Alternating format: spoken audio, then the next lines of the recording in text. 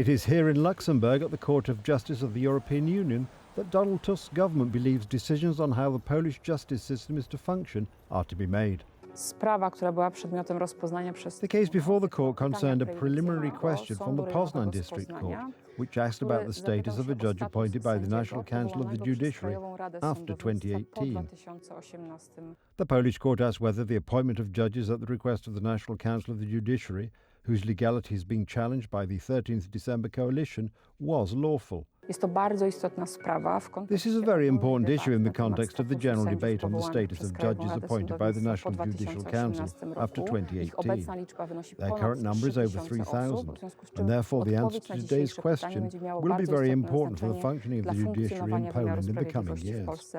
Lawyers stress, however, that the European treaties do not give EU institutions the right to interfere in the internal affairs of the judiciary, either in Poland or in any other EU member state.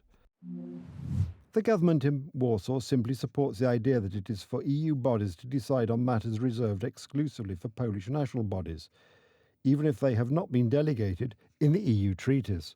That's not all.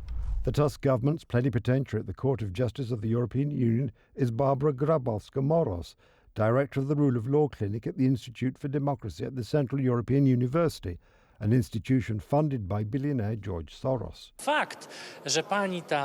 The fact that this lady just came from a George Soros-funded school, which Adam Bodnar attended with the rest of us recently, just shows what kind of circles are in de facto power in Poland today. Soros very skillfully associated himself with this left liberal group, which, seeing the financial benefits of his activities, also actively supported this cooperation with him. And all this resulted in the fact that, in fact, for the last 2 decades we have had a time of liberal left governments practically all over Europe. George Soros is a Hungarian billionaire who for years has been involved in promoting liberal left organizations around the world. One of his undisguised supporters is Rafał Trzaskowski. The Civic Coalition's presidential candidate and vice chairman of the Civic Platform also frequently meets the billionaire's son Alexander. They gather all the young people. Most often they are people from the Civic Platform who participate in Soros-funded leadership training, and thus in an obvious way we can know that they shape attitudes in young, and not only young people, so to speak, in their own fashion. This is very dangerous for us. Soros is known for his support of migration, among other things. In 2015, he argued that the European Union should take in 1 million migrants a year. He has also publicly funded at least 22 groups of extreme environmental activists. Rafał Trzaskowski also publicly declares similar goals. I'm not just going to talk about what we're going to do, as we're already doing some of these things in Warsaw. Together with C40, the organisation that is the most ambitious when it comes to fighting climate warming, we have a precise plan on how to get there. When we're going to be in power, it will be faster.